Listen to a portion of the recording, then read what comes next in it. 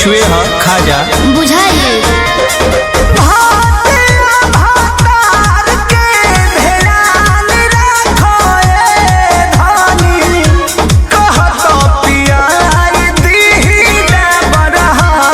Doctor से हमरा तो माना बा, बिछुआ तो खाए के खाना बा। नहीं साइड इफेक्ट न पैदा करी रउए जाना तनी गरमी में का ह? गरमी में हो गरमी में मैदा फायदा करी हो गरमी में ओहो। गरमी में मैदा फायदा करी हो गरमी में। हेलो दोस्तों, मेरा YouTube चैनल में आप लोगों का स्वागत है।